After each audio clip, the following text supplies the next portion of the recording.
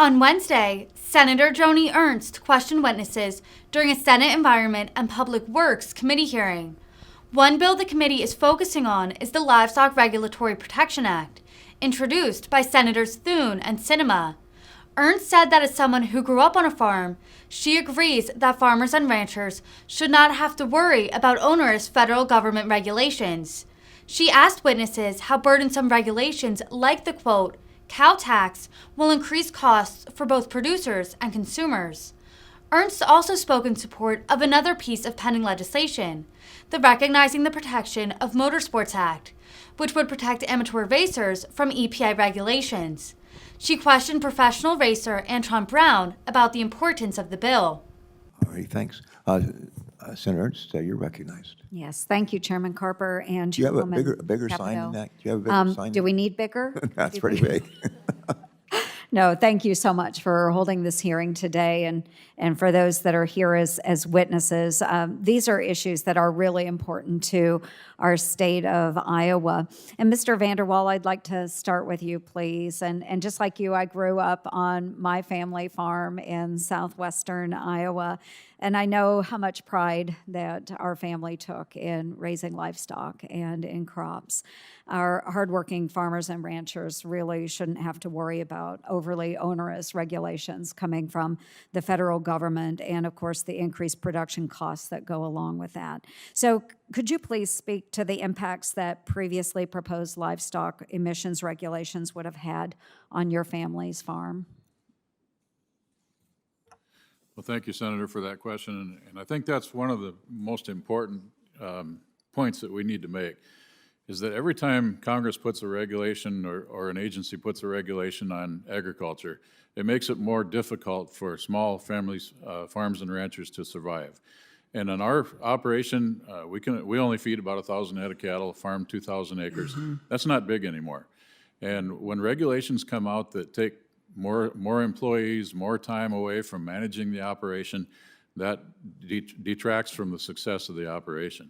So certainly those previous regulations would have been very difficult to manage, and like I said, a lot of smaller operations would probably just hang it up and quit. Yeah, and then, of course, we talk a lot about the cow tax, but how would those burdensome regulations like the cow tax increase costs on both livestock producers and our consumers?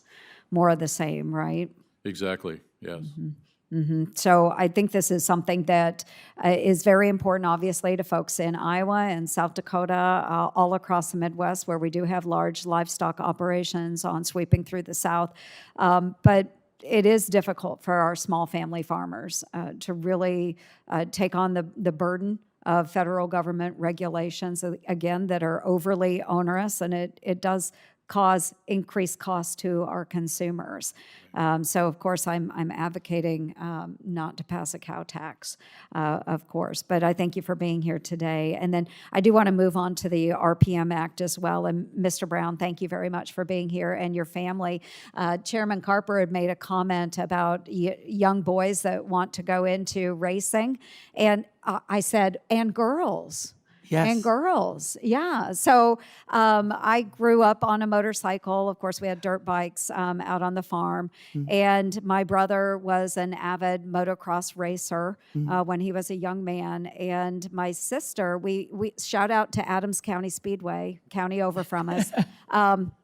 We used to go there on Saturday nights. My folks would take us over on dirt track racing. Yes. And that's the greatest place in the world to be on Saturday nights. And my sister tried her hand at powder puff racing as well. So we are a family that love motorsports. And I think, Mr. Walk, to your point, it is illegal. It's illegal to have those types of vehicles on the streets. But certainly, we want to make sure that it is okay to modify certain vehicles for the love of racing. So Iowa has about 34 dirt and asphalt tracks, and we love it. So that's about one for every 3 counties. And we host these races all throughout the year, and we bring drivers in, race teams in, and a heck of a lot of fans.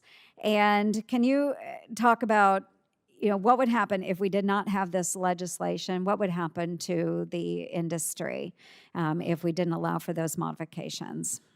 Well, the thing about it is, just I could speak on my personal experience, is that if that legislation goes through, because we need it to be clear, and what I mean about is like, just like Chairman said too, is looking for a solution without a problem. And the hard part is let me just quote you something from EPA's legal briefing from a file of court in 2020. An EPA certified motor vehicle cannot become a non-road vehicle even if it's used exclusively for competition. That was filed. And then another one in 2021 where the EPA says, is illegal regardless of whether the vehicle is exclusively for competition purposes. And if that's the case, that's why the certainty is so important, especially for me, because I see my kids coming up. I was that kid, just like you growing up as a kid, that went to a local racetrack and saw my hero and saying, this is what I want to do. That was a part of the American dream. And when I was able to see that, it gave me hope to be there one day. And I fulfilled that walk because I was able to take a standard motorized vehicle that I can afford, a motorcycle from a junkyard, and rebuild it and take it to the drag strip, and made my dream into a reality through those steps.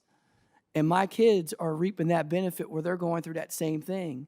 They get out what they put in. Yeah. You know what I mean? This is, and when I look at that, when I see this, and I see notions like that, it's heartbreaking, because I see the girls and the boys that are coming up in the junior dragster ranks that's across this whole country, where I help race a league called the Midwest Junior Super Series, where we're actually helping these kids understand what it takes to become a professional and show them the grassroots levels on how to get there.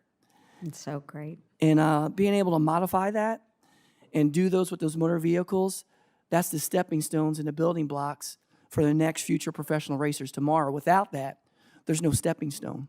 Thank you so much. I you. appreciate that. Thanks to you and you, your Senator. family. Happy racing. Thank you, Senator. Thank you. Thank you, Chairman.